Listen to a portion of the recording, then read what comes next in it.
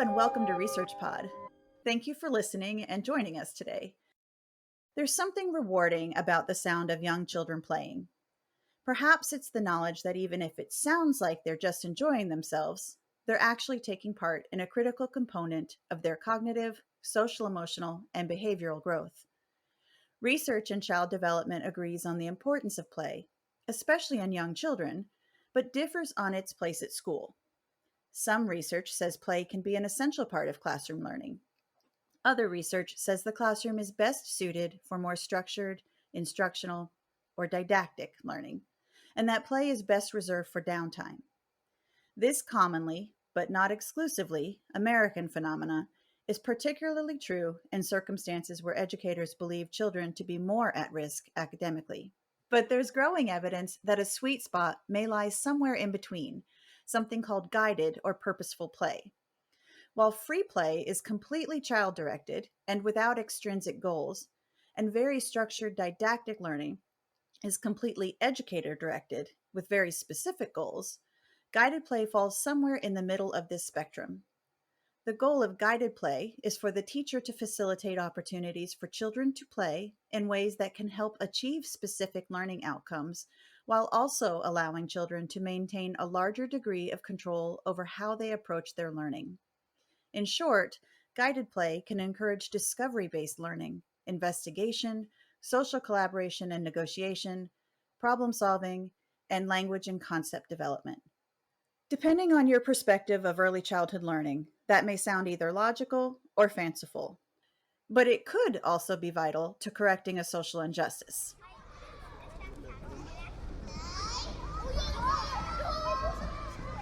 In the United States, like elsewhere in the world, children born into families experiencing chronic income insecurity are more likely to display decreased language abilities and cognitive growth by the time they get to kindergarten, which is often the first year of formal schooling for children. These disadvantages can be exacerbated if their time in kindergarten and other primary grades is devoid of a supportive and structured learning environment, setting these children on a distinctly and increasingly disparate education path. But what if such children were encouraged by guided play? Would it make any difference? Could it bridge the gaps in behaviors, language, and cognitive development like executive functions and academic outcomes? These are the questions behind my study. My name is Dr. Karyn Allee, and I am an assistant professor of elementary education at Mercer University.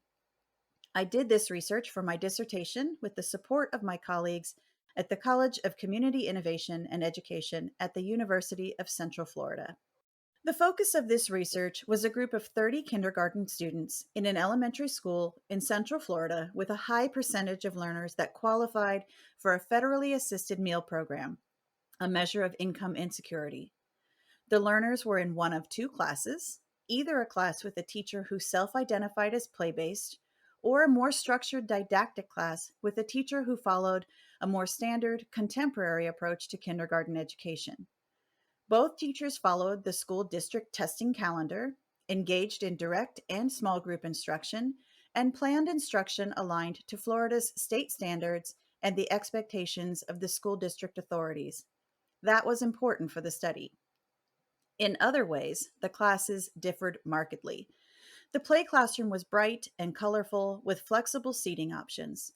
The teacher's daily instructional schedule allowed 30 minutes dedicated to the learner's free choice, which they could spend in so-called play centers within the classroom. These play centers housed puzzles, housekeeping supplies, and various forms of art. The learners were also allowed 30 minutes of their own time in learning centers. These included the classroom library and places equipped with writing supplies, iPad games, and teacher-created literacy and math skill games in line with instructional standards and learning goals. Children also played outside for 30 minutes of daily recess. The didactic classroom, on the other hand, was noticeably starker and less adorned with artwork. While seating allowed some different configurations, it was usually structured around whole group learning with the teacher at the focus. The teacher used a more structured instructional skills approach, emphasizing drill and practice. Importantly, Outside of engaging in iPad based learning games, the learners were only allowed to play during outdoor recess. And in case you're thinking this sounds a little harsh, remember that this is the standard approach to instruction in most American kindergarten schools, at least in our current hyper assessment focused culture. This has only gotten worse since the COVID pandemic disrupted schooling. To measure the possible benefits of the guided play class, both sets of learners were assessed for language, literacy, and math knowledge, as well as executive function health, once at the start of the academic year and again at the end. One test measured their receptive vocabulary, the words they understand and respond to, even if they don't use the word themselves. Other tests measured their academic achievement in reading and math literacy. Teachers and parents also reported on children's executive function health, which encompasses skills like working memory, cognitive flexibility, and inhibitory control. The results were illuminating. While students in both classroom conditions demonstrated a significant increase in receptive vocabulary over the academic year, the growth rate was greater for students in the didactic classroom, despite its rather austere aesthetic and rigid teacher-centered instruction. While this may sound discouraging for proponents of play-based education, it does make sense.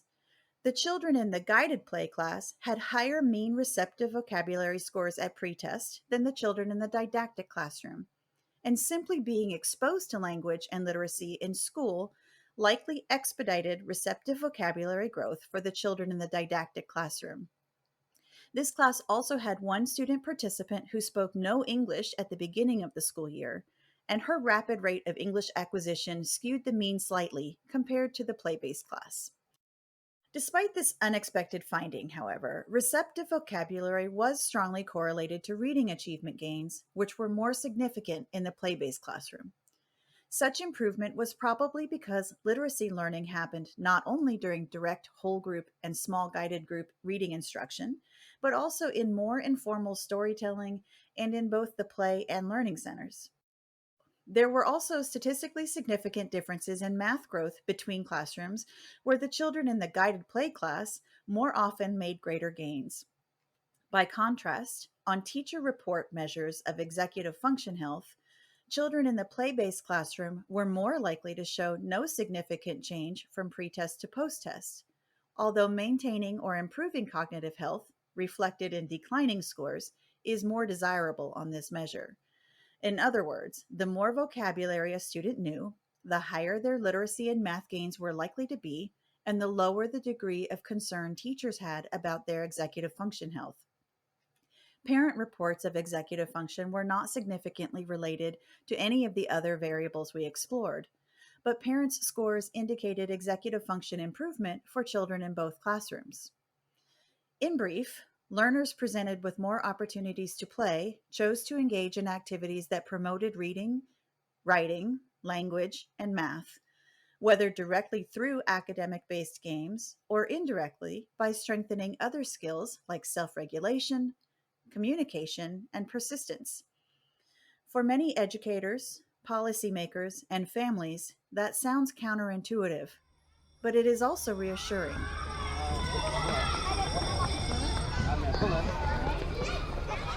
The research, while academic, was motivated by social responsibility, a commitment to the belief that no child should be destined to be educationally disadvantaged. The research set out to test whether play-based education could help children from economically disadvantaged backgrounds who risk falling behind educationally before they've really started. We admit that the findings are limited. The study's sample size was small and subject to multiple design challenges precisely because of how difficult it is to find public school kindergarten classrooms using play.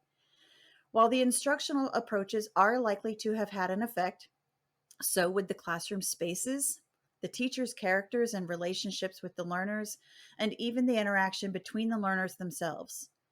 We were unable to explore these potential influences in the study. However, this work has given us a cause to pause and reflect. In the United States, as in many countries, there is growing pressure within education for rigorous academic standards on ever younger learners. Even kindergarten classrooms in elementary schools, Historically, the bridge between preschool and formal schooling face fierce accountability for the instruction and learning of their charges. This has prompted more didactic learning and fewer play opportunities. Proponents of such structured instruction will argue that this is best for children. But are we ignoring the fact that they're still children? Children like to play. Outside their age, it's what defines them as children. And if guided with proper opportunities within the right environment, that play encourages discoveries in academic and social learning, as well as improved cognitive health, surely that's a good thing. What is even more alarming to me is that the children who perhaps need this type of supportive, engaging learning environment the most typically get it the least.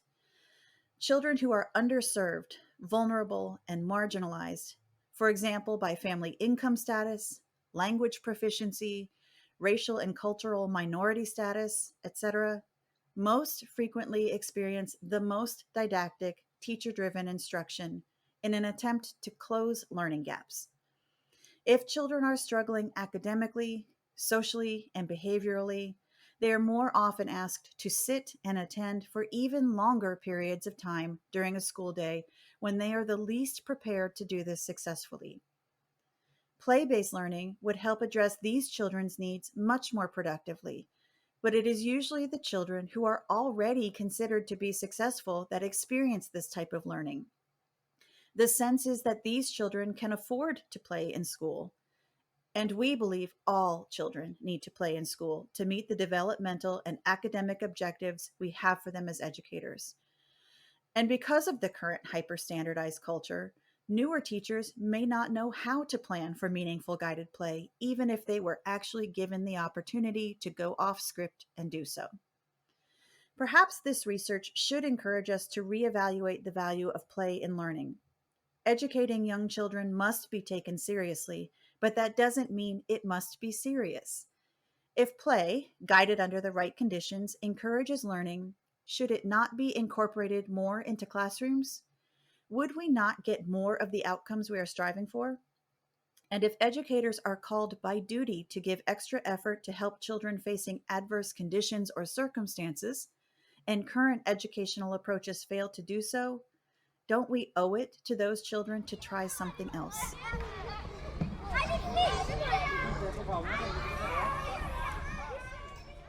That's all for this episode. Thanks for listening. Links to some of the research covered in this episode can be found in the show notes for this episode. And be sure to stay subscribed to ResearchPod for more of the latest science. See you again soon.